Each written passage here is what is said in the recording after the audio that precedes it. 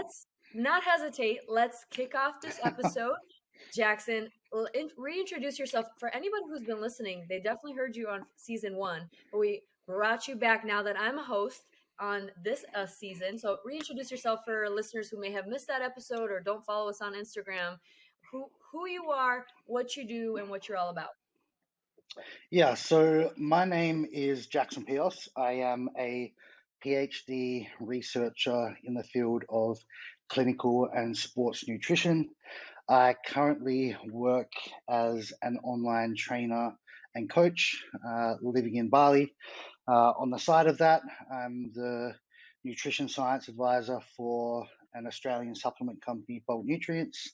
And in addition to that, just try to be an educator and content creator and put out content through social media channels where I can that help people to be able to optimize their approach to improving their health, physique, and performance. Awesome. And are you currently a coach? And if so, do you coach in person or online predominantly? Completely online. So I do have, I think as of today, 73 clients on my roster. And Woo! that's all online stuff. So I've never been a personal trainer in the gym or anything like that. It's all been online remote stuff, which is obviously why I am able to live in Bali. So talk to us a little bit about that before we dive into like a lot of your methods and stuff about your coaching. So you say you have 73 clients. Talk to us a little bit about how you manage that many clients successfully, and noting that you didn't start in an actual physical coaching position. How did you find, diving into the coaching world through the online platform to start off? Did you run into any like troubles being coaching with, that many clients, and any advice you would give to any aspiring PTs who are looking to delve into the online coaching world? Okay, there's a bit there, so I'll work my way through it. So, firstly, how to manage, let's say, 75 clients. I know a lot of coaches like to have designated sort of check-in days where they'll work like a Monday or a Tuesday and they'll do other stuff during the week. Uh, Yeah. I don't do that. So I will have check-ins every day of my week, and that includes weekends too. And what that does is it allows me to dilute the workload across the week. So when you consider, like, 75 sounds like a lot, but when it's only 10 check-ins per day, that all of a sudden sounds a hell of a lot more manageable. Now, a check-in could take me anywhere from 20 to 40 minutes each check-in, depending on what we need to work through in that report and whether sort of things just moved smoothly or there was a whole lot of dilemmas that we need to address. So when you sort of think of it like that, and if you are efficient with your time, 10 times 20 to 40 minutes, it's not a massive time commitment if as long as you're not sort of pulling up Instagram in between check-ins and things like that. So like when I am responding to my clients, it's laptop only, sort of the phone goes away and things like that. So I found that distributing my client load across the full week has allowed it to me be able to manage that client load successfully. Now, I will say on top of that that this is sort of the max that I can handle. So for coaches, as you probably know, Maria, like you get to this time of the year and you just get flooded with inquiries, because everyone gets a little bit too stuck into the Christmas puddings and the New Year's margaritas, and then sort of that first week of January comes around, and it's like, hang on a minute, I don't look the same as I looked in October. We probably need to do something about that. So I am sort of at my max now, and I've had to unfortunately get to the point where become a little bit more selective with who I take on, and I just can't take on everyone because people probably think like, oh, like 10 check-ins a day with 20 to 40 minutes, you can do more. Like that's not a crazy working day, but you got to understand that to be a good coach, you've got to have that personalization, and you've got to be sort of, you can't be losing track of clients and forgetting who you're working with and forgetting what they did 1 week, 2 weeks, or 3 weeks ago. And that is just going to happen if you start pushing to 100+ clients, you know. So I sort of just made the decision to say, listen, like if I take any more clients on beyond this point, I am going to lose that personal touch with the client, Yeah. which I don't want. I'm not going to be the person that peddles out a heap of programs and does sort of like Copy-paste. four minute check-in replies. You know, like that's just not me. And I think you'll get exposed if you do that. Like the client will know. The client knows like if you're really in touch with their Yeah. history and the problems that they were dealing with a month ago and things like that. So that's why I choose to manage it that way. Now, I think the second point was it advice for upcoming coaches? Yeah, Was so that? like how would you advise someone who's looking to become a PT? So a lot of like the guests that we have on our show usually talk about how like gain a little bit of experience in person. And you're an example of a success of, starting off coaching online entirely. So what would you give as pointers for aspiring coaches who just want to dive into that realm instead of starting in person and combining the two or whatever other method and approach? Yeah. See, my entrance into the coaching realm was relatively unplanned. So my introduction to the fitness industry was through the university sector. Now, when I started learning about sports nutrition and sports science, never did I have any immediate intention to work as a one-on-one online trainer or something like that. My sole focus on that time was just firstly becoming educated and becoming a specialist, and then work out what I wanted to do later on. And as I've been at university for 8 years when you include the PhD that was on the end of it, and even up until sort of the last few years of my PhD, still I wasn't planning on coaching. The intention was to um, bec- earn my doctorate and then take a position in the university and work my way up to professor and basically be an educator through sort of lecturing and things like that, and stay within the field of research and continue to put out studies and things like that.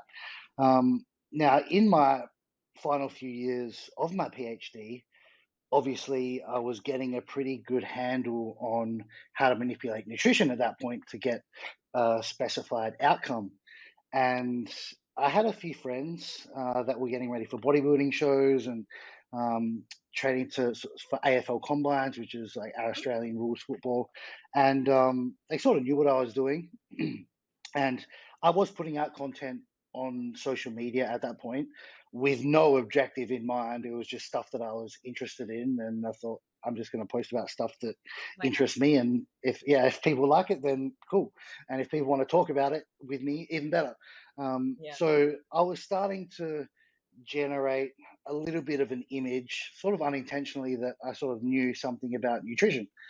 And that's when a few friends and things started like shooting me a message and sort of asked, listen, do you reckon you could help me with a bit of a diet for project A, project B, contest C, sort of things like that? And um, I was like, sure, no worries. And Why there not? was no money taken or anything like that. I didn't care. I was just happy to help because this is something I've been passionate about for a long time. And long story short, the results that I was getting with these guys was really good. And then they would have other people asking them, like, geez, you look a little bit better than you did 12 weeks ago. Like, what have you done differently? And they Yeah. sort of say, like, oh, well, like my friend Jackson's been helping me out with their diet. And then one person becomes two, and then they're starting getting inquiries like, can you help me out with my diet too? And probably spent like 12 months just helping people with diet plans for the fun of it, not taking a dollar. Um, Oh, because like interesting. my only other time was spent towards university studies. I wasn't Yeah. sort of jam packed like I am now, and it was sort of just like a hobby for me to like play Yeah. around with their diets and help them get in shape, and like the That's fulfillment awesome. of seeing their bodies change and compete well and win Yeah. trophies and stuff like that was more than I needed. And it sort of got to a point where I was like, okay, I can't be doing 30 free coaching clients forever. Yeah, Um, that's Very generous of you. Very generous. Yeah. So after a year of sort of just doing pro bono stuff for fun, which was hugely valuable in hindsight, although I didn't appreciate it at the time, that gave me Yeah. experience like in the trenches, before I was even prepared to ask for a cent, Yeah. you know. But it sort of did get to that point where I then had demand, for my services, Right. and then I started with a small cost for people that and they were happy to pay it. And over time, the demand just continued to grow via word of mouth mostly. That is going to be the most powerful asset that you have Oh in yeah. coaching.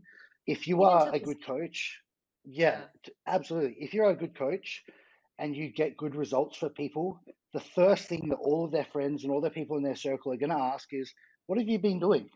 And they will Yes. tell them like, oh, I signed up with Jackson, he's been Yeah. managing my diet. And that is going to be your easiest way to get clients, like, and that's Yeah. why I've never needed to go down the track of marketing my coaching much.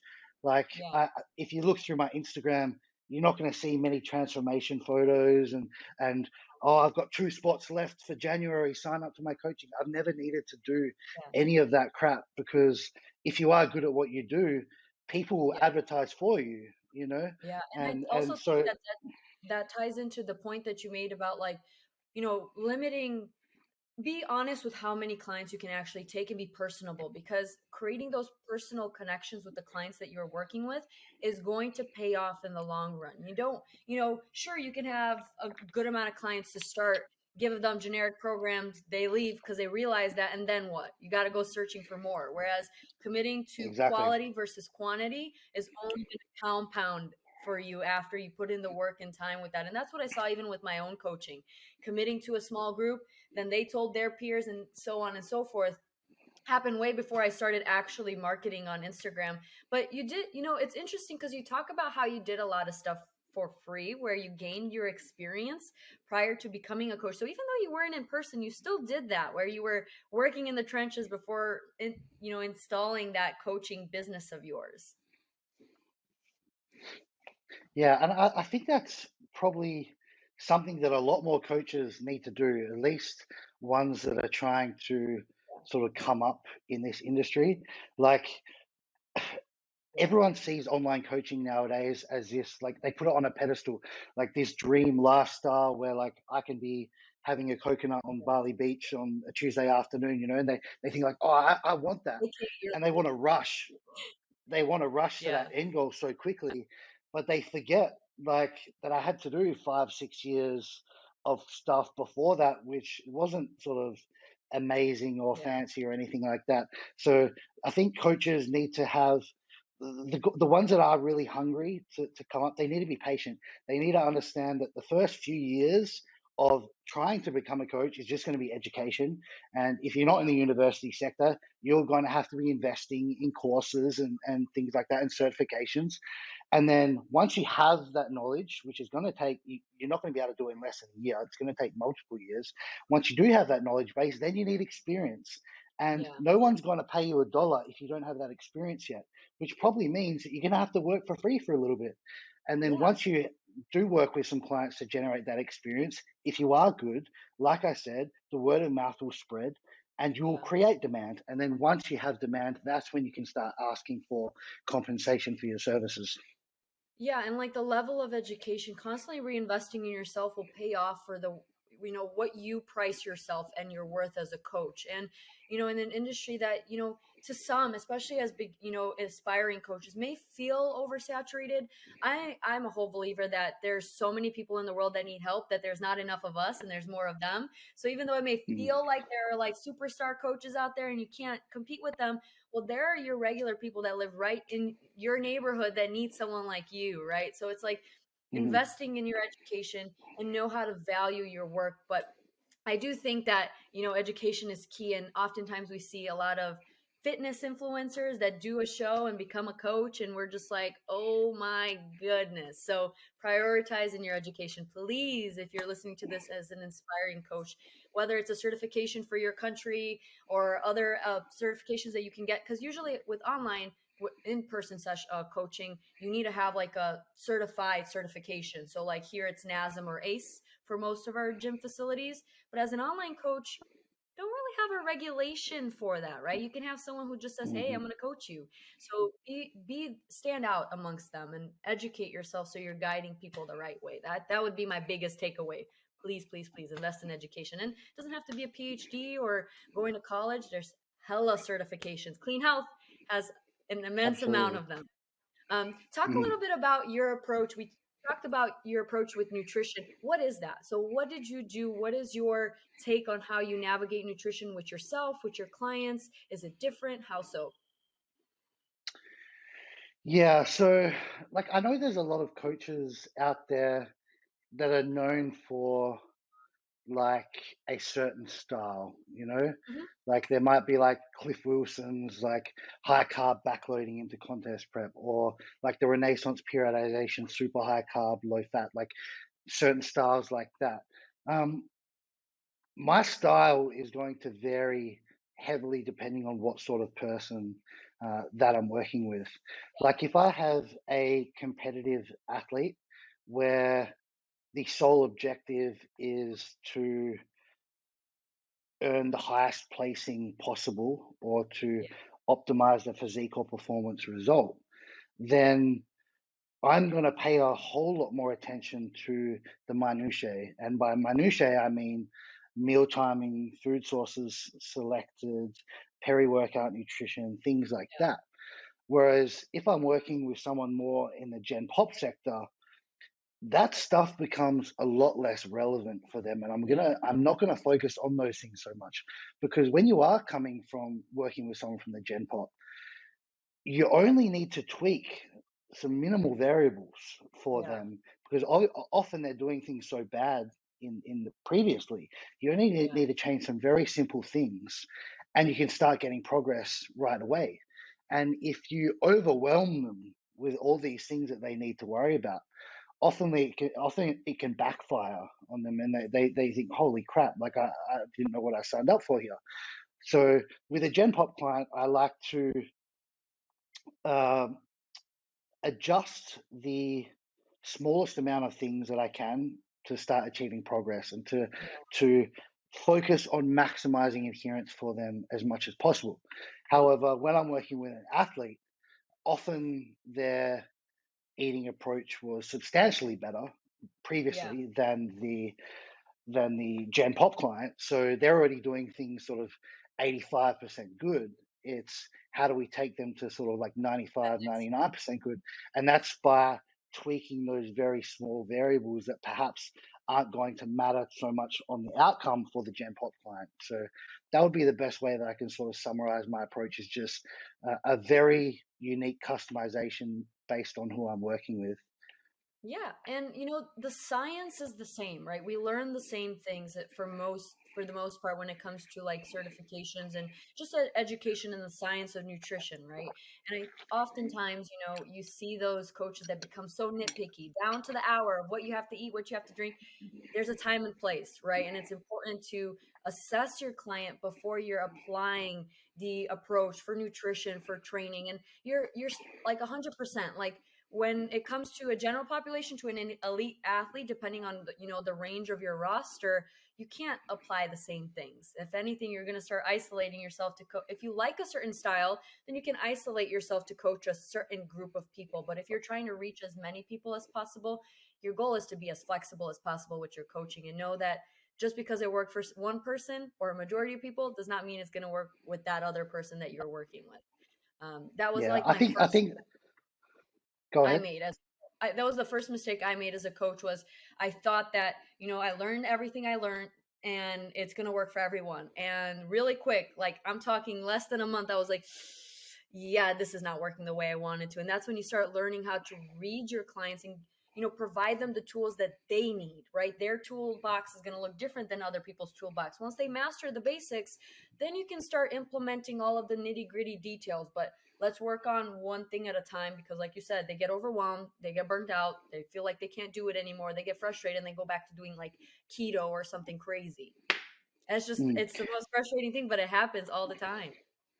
Yeah, like I was just going to make the point that mistake is very common. I get a lot of clients, and one of my things that I address with them before we start working is show me any sort of previous diet plans or diet approaches that you've been having. And like I have seen like 40-year-old women who have worked with like a bodybuilding coach, and they've Yeah. been given a pro bodybuilding diet, and it's just like, how the hell are you expecting this lady to follow that? It's like, let's just scale it right back. Like she just Yeah. wants to work out how to be having less cookies between lunch and dinner. Like let's Literally. focus on working that first instead of trying to have 6 chicken and broccoli meals a day. You know what I mean? So yeah, Easily. I think it is a very common mistake that a lot of coaches have, is just not being able to translate the plan based on what sort of client that you're working with. Yeah, and this kind of transitions me into talking more about what you're doing now with your nutrition. And whoever's following you should be aware of the fact that you are currently on about like what 5,000 calories a day. Am I mistaken? Yeah. So let's No, talk about what does it really take to build muscle? Does it really take 5,000 calories? Talk about why you're going through that approach and a little bit more about your building phase right now. yeah. So first off, I'll say like 5,000 calories is not necessary for everyone. Absolutely. Like people need to understand that I am 115 kilos at 5'11". So if you are 82 kilos at 6 foot, like 5,000 calories is going to affect you substantially different than it would me. But talking about bulking in general and sort of what my objective is here, I do plan to compete in the end of the year. And that only really gives me a total of around 5 months to Yeah. grow, to build as much muscle as possible. Now, a very common mistake people make when trying to build muscle is trying to tread this line around maintenance and establish these very small surpluses to do Hmm. like the lean gaining approach. Yeah. Now, people need to understand that our maintenance calories is a very fluctuating figure. Yeah. Like people always ask me, like, what's my maintenance? And it's like, you want a number? Like, Yeah. because let's just say like the average for you across like a week was 2,500 calories. That is going to fluctuate anywhere between 18 to sort of 3,000 calories on a day-to-day basis. That is a known fact. That's just going to be based on how you trained that day, how you slept, how you moved around, what was the temperature of that day, and just general variations in metabolism that do happen on a daily basis. So when you start considering that, it's like, if I'm giving myself a theoretical 200 calorie surplus here, there's going to be a lot of days where I'm probably not actually in a surplus. And to me, for someone who's only got 5 months to grow muscle, I don't want Yeah. wasted days. I don't want days where I'm not growing muscle. So, yeah, I don't want to tread that line, because if you try to tread too closely, you're just going to Yeah. be missing out on days where you could potentially be growing. I'd rather make damn sure that I'm on the positive side of Yeah. that line. So every day is going to be, I'm sure that I'm in a surplus and I'm providing all the adequate nutrition to stimulate muscle growth as much as I can. Now, this sort of ties in closely with another really common problem with bodybuilding and trying to gain muscle, is the unpreparedness to be able to incur some body fat gain. Yeah. Now, working as a coach, you're probably the same, Maria. Like, still, one of the most common requests I get when I look through their goals in the initial inquiry is, I want to build muscle and lean up. It's like, You well, can't it's do not going to both at happen. the same time You, efficiently, you can't. Yeah, it's like, unfortunately. if you give me a year and a half and we compare from start to the end of the year and a half, sure. But in the 16-week program that you're signing up to, no chance. It's not going to happen. And people, it's a problem because people just assume that you can lose fat and build muscle at the same time, or build muscle with zero fat gain coming along with it. Yeah. And it just doesn't happen. And this is a problem because people start their bulks or their muscle gain phase, and then they see a little bit of fat come on, and they're like, oh, like I pushed things too far. I need to do a mini cut. And it's like, geez, like every mini cut is just putting on the muscle gain brakes. And Yeah. I see people like having 3, 4 mini cuts a year. It's like, damn, you're just shooting yourself in the foot because muscle Yeah. gain happens so slowly, and there is a energy surplus requirement on a Yeah. day-to-day basis, but there's also a consistent time basis that's required. So Okay. you need to be in a chronic surplus for an extended period of time if you want any chance of building muscle that's going to stay. Because people who are doing these 8-week bulks and then 6-week cuts to clean up the body fat, it's like Yeah. you've got no new muscle by the end of the mini cut. It's like you need to be in that surplus for months on end, at minimum 4 months, I would say, before you're even at any consideration of sort of trying to clean up some body fat. So I just wanted to make that point that yeah, 5,000 calories is a lot, but don't think that like I'm not gaining body fat off that. Like there is Yeah. some body fat that comes along with it, but it is a necessary part of the process. If you're not gaining some body fat, you're not going to be gaining muscle either. And you can talk about this since you definitely, I don't have any male clients. I work with just female clients, and I think I see that they struggle a lot. And one of the things is I had this one client with me. She's like been with me for years. She just adores working with me or adores me, who knows. But one of the things was convincing her to commit to a bulk and to build, right? And that was like the hardest thing for women. Like women just struggle to put on body fat. They're always like small waist, big butt, like no gaining any body fat around the mid. Unfortunately, if you want to look quote unquote toned, you got to go through that uncomfortable period. And one of the things that really helped was for my clients to see me do it. Where, when the pandemic hit, my shows got canceled. My coach was like, you know what? Let's stop risking and prepping you for shows that might not happen. Let's commit. Let's commit to just building, Mm, right? And there was a solid 7 months of just eating, right? To the point where I started getting uncomfortable in my body, but it was necessary not only for my metabolic state so that I'm able to increase my maintenance intake and my metabolism, but to build. And building muscle takes such a long time. Like I've been lifting heavy for so many years and I'm not walking around here jack like Arnold. Like it takes time and it takes that discomfort. And as women, and if you're an aspiring coach who is going to be coaching women, you could talk about how it is with the males that you coach.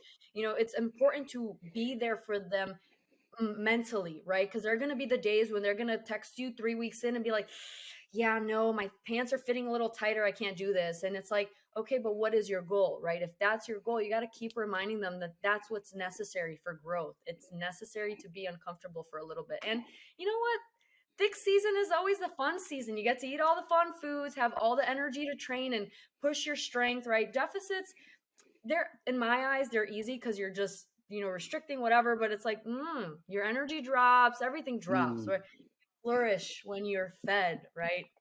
And you got to accept the fat gain. I like thick season. Thick season's fun season. Now, when we talk about building, we know that fat gain is necessary. Now, talk about your approach real quick about how you approach a deficit and what does that duration usually look like? I know it's different from client to client, but what is like your rate of the deficit? How do you approach that? Yeah, so it depends a little bit again on what sort of person I'm working with. I will give hard answers because I hate people on podcasts that give these like, it depends, and that's all they say. So if I'm working with someone That's what I was kind of in encourage you not to say so we can get some sort of guidance. I get so frustrated with those people. It just makes me think that maybe they don't actually know what they're talking about because like the it depends means like the get out of jail free card, don't have to answer anything. But Secret. when I'm working with someone in the higher body fat ranges, and by higher body fat ranges, I'm talking sort of 20% plus for a male and 30% plus for a female, then I like to adopt a more aggressive rate of weight loss on a per week basis. And that'll look something like 1 to 2% body weight drops per week. Now, that sounds like a lot, but when you are carrying extra amount of body fat, that body fat has a pronounced protective effect over your lean mass. If we look at some of the research from obese weight loss studies, they can lose 20 to 35 kilos of complete fat tissue with no change in their lean mass. Now, if you took that same approach with like an athlete who is relatively lean, that if you had the same amount of weight loss, we're talking roughly 50% fat, 50% lean mass loss in someone who's already relatively lean to begin with. So what I'm trying to say there is if you are working with someone who's carrying a little bit more, you can push them a little bit faster and you're not going to have to worry about lean mass deterioration or strength and performance decline in the gym.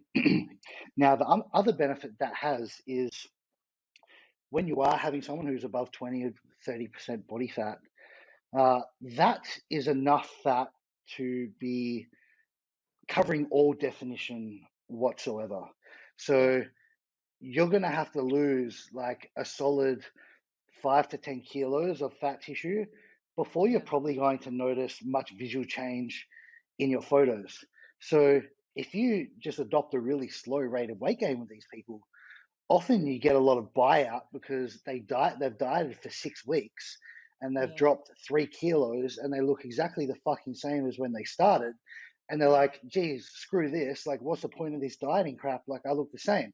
Whereas if you go fast, they start seeing the scale dropping really rapidly. And then that encourages their motivation and it helps their buy-in. And they're like, okay. And then they start seeing some improvements happen relatively quickly. You know, it's like, okay, this guy is not an idiot. He actually knows what he's doing here. So like to take a bit more of an aggressive approach with people who have a bit more fat to lose.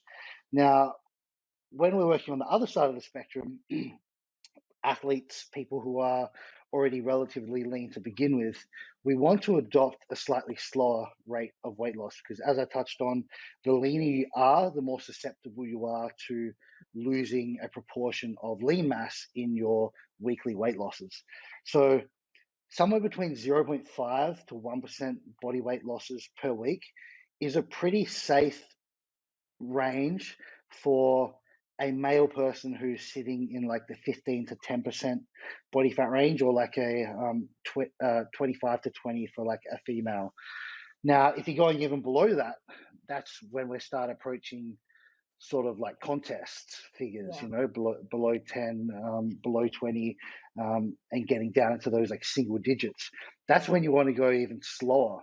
And there's been research to show that in males below 10% body fat, for a kilo of weight loss, up to 65% or 70% of that can be lean mass.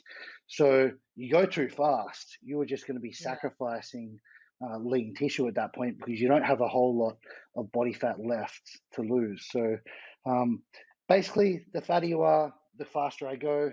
The leaner you are, the slower I go. Is probably And that kind of even goes into like building muscle too. Like as a trained athlete, so whether it's a client that's a competitor or just an athlete that's been training has years of training under their belt, they're probably not going to see drastic changes with their approaches, right? Unless they're going full on, but it takes time. That at the end of the day, it takes time, and that's why with like before and after photos, sure, you can create really drastic change in a short amount of time, but that's not ideal for everybody. And unfortunately, if your goal is to, build lean mass and then maintain lean mass, you have to be conscious of your approach, right? You don't want to, like you said earlier, shoot yourself in the foot. You put so much work, push through the, discomfort to build muscle, and then you go super drastic with your approach with weight loss or fat loss, and then you start losing weight that's also lean body mass, and you're like, well, what the heck was that all about, right? So that's why it's important as a coach to,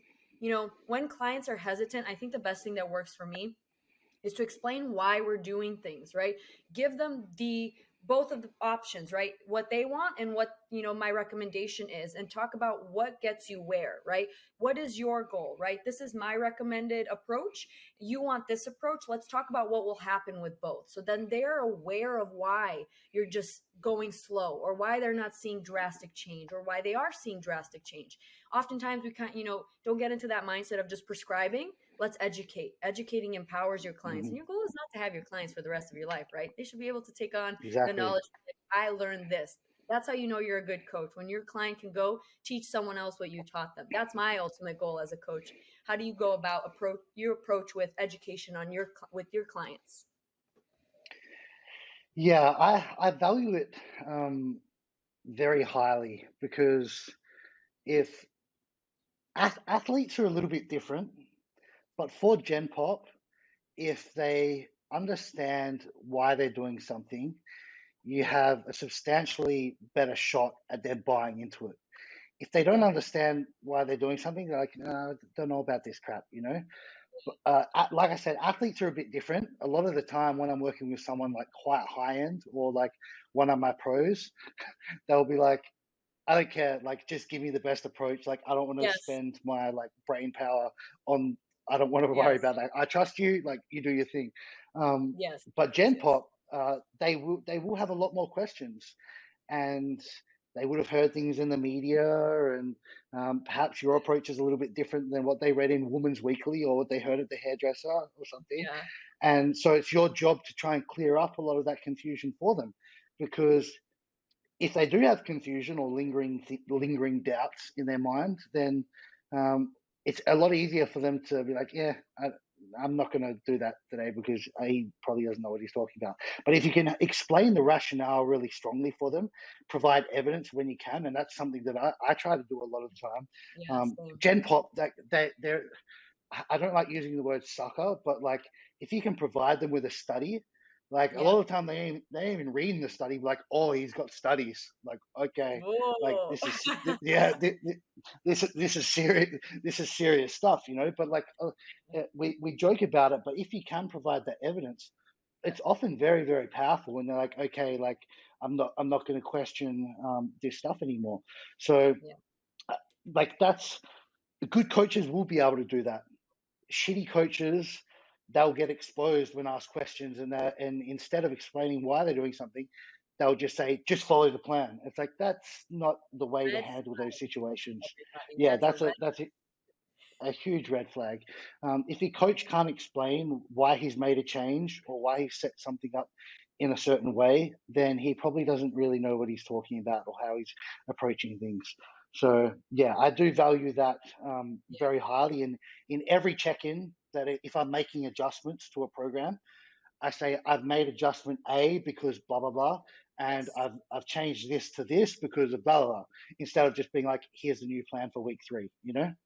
Yeah, and that also instills that trust, right? And that's another reason why it's important, whether you are an athlete or a coach, making sure to ask those questions and like figure out before you sign up with a coach, what's their education like? What are you just hiring them because you want to look like them, or are you trying to, pick their brain and actually use them for the experience and knowledge that they hold? And that's with the amount of online coaches that are out there, that's how you stand apart, by being educated and then being able to educate the best way. And that's the best way you're going to learn, right? Being able to constantly keep explaining it to your clients allows you to be a better coach, where you're able to explain to others. And that's the light of being an educator and a coach. I feel like coaching is one part, and then the other part being like a teacher, right? Which is kind of what you wanted to do and are still technically doing with the position that you're in now.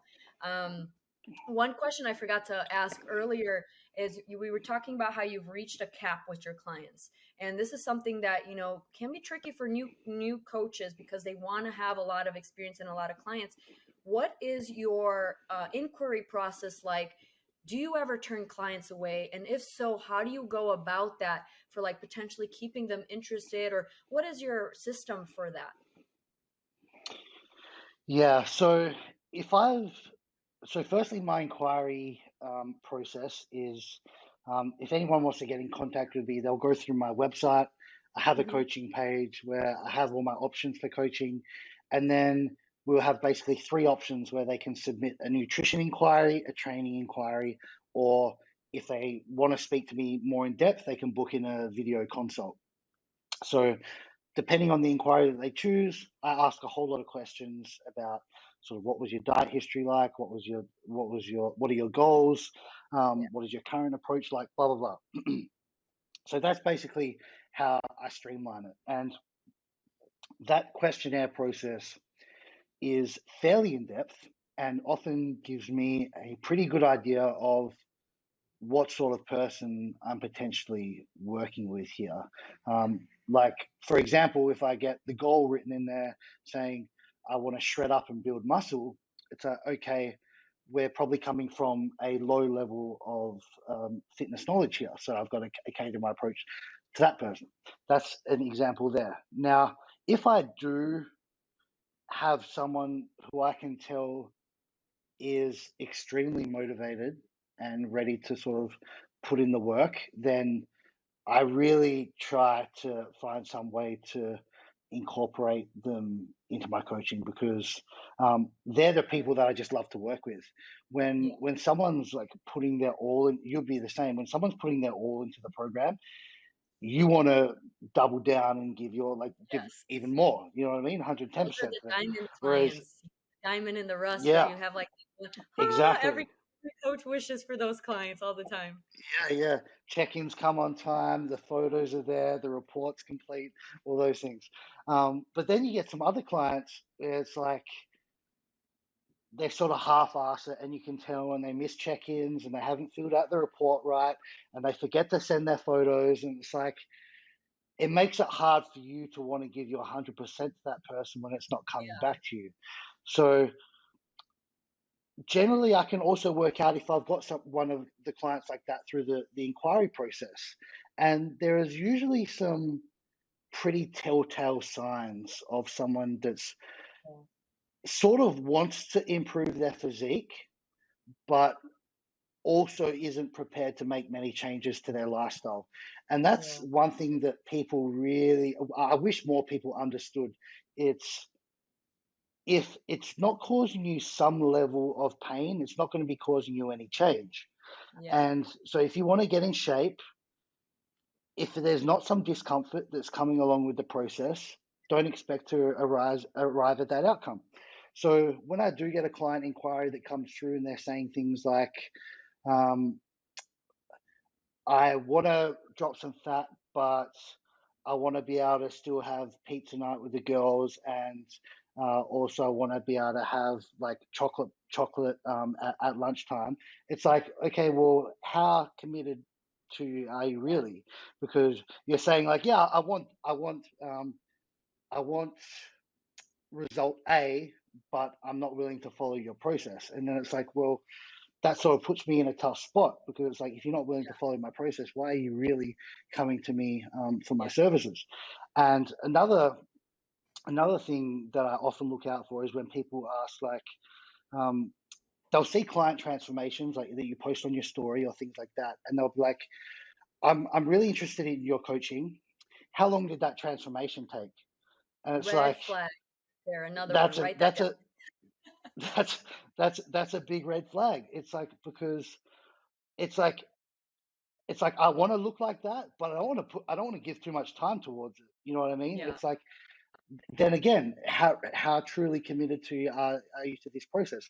Probably not Yeah. a whole lot. So yeah, if I really the clients that I will have to turn away at this point are the ones that want to have their cake but also eat it too, in the sense that they would like to look a little bit better, but they're really just not too prepared to make many sacrifices to do that.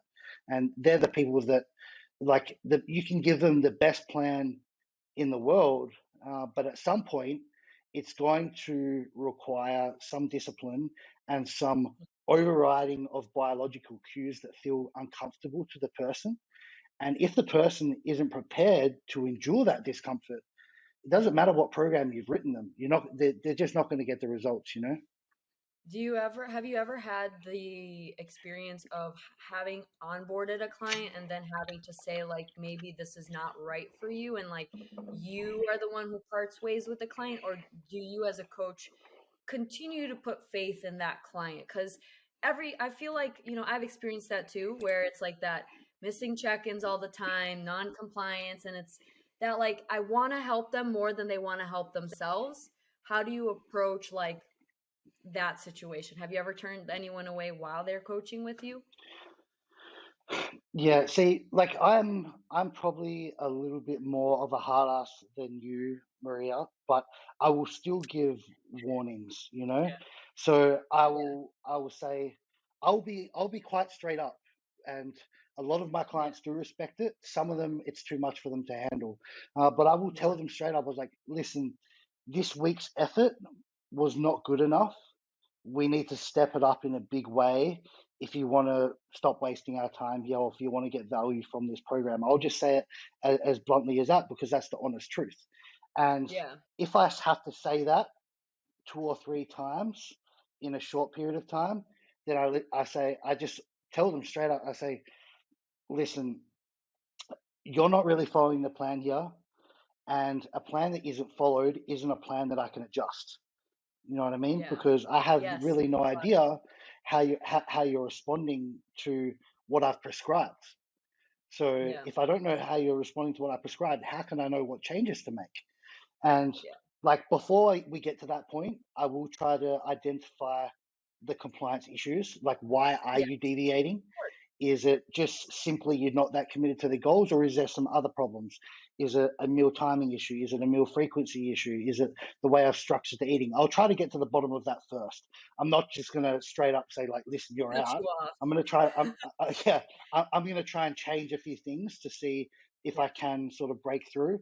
Um, but if I have gone to the lengths of adjusting some food sources, adjusting the layout, for example, like if they're binging in the evening, maybe I'll take away some foods from the morning and I'll shuffle them into the evening. that's just a clean Strategies like approach. that,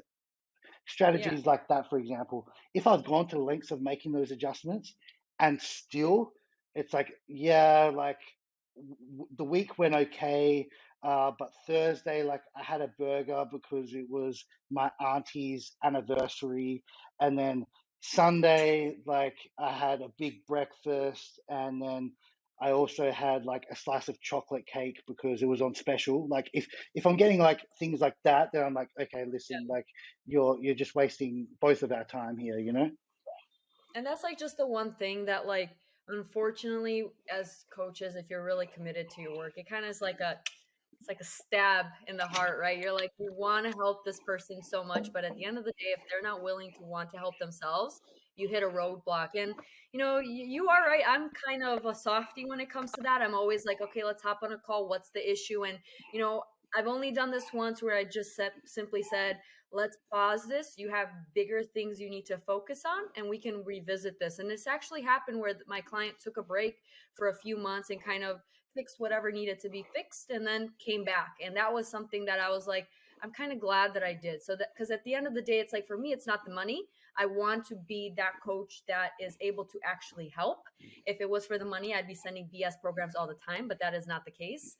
Hmm. So it's that type of it's hard as a coach to do that if you're not ballsy enough like me. Like I'm not ballsy to be like, all right, I can't do that. But again, it's you have to try, right? It's not like the first time a Yeah, client doesn't comply, right? Bye. Well, what kind of coach are you, right? You try, you try, you try, and if you see that maybe your coaching doesn't work for this person, then maybe they need somebody else, and that's okay for clients to not be right for you and you not right for your clients. Like as a competitor, I've switched coaches for the means of whatever, like whatever suited me or what I thought that I needed, what personality, whatever, methods, approaches. You're allowed to do that. And you're allowed to, same as the clients are able to choose you, you're able to choose your clients. So I think it's important to really put the time in creating an onboarding process that will help alleviate these issues, like whether it's a questionnaire, a call. I do both so that one, I get that, first questionnaire of kind of weeding through like what you were saying, like little red flags here and there, and then the call so I can see this person and talk with them and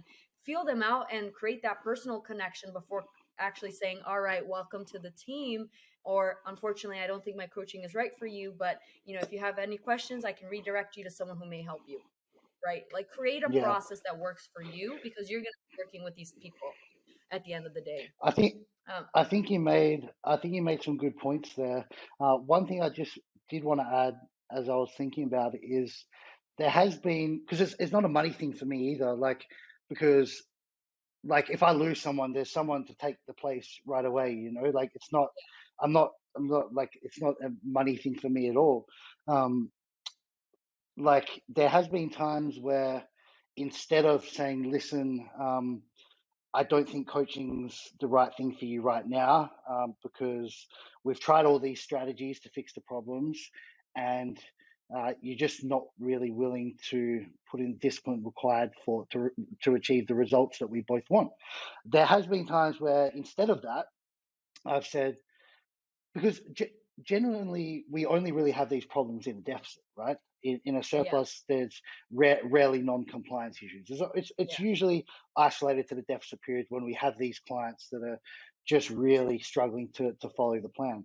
So there's been a lot of times where instead of saying, listen, like, I'll give you your money back, let's just, coaching's not right for you right now. Instead of that, I've said, how about we put fat loss on hold for the moment, and we just Yes. Yes. focus on getting some eating consistency and confidence back. I'm going to give you a much more achievable calorie target or meal plan with whatever approach that they're following with. And let's just get some confidence back by eating to a plan without sort of only getting 2 days before the next cheat meal and something like that. And then often that can have a pronounced positive effect, because then it's like, okay, they start getting that confidence back. I can follow a plan.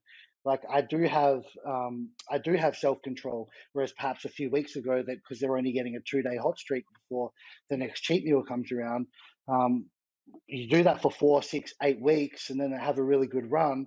The confidence is there. It's like, okay, now I'm ready to have another crack Yeah. at the deficit. I sort of know what's required now, and often that second attempt can be a whole lot more productive. So there's definitely been a number of times where there's been notable compliance problems with the deficit, and I've just said, listen, like, let's forget the deficit for the moment, Yeah. and let's just get some eating confidence back first.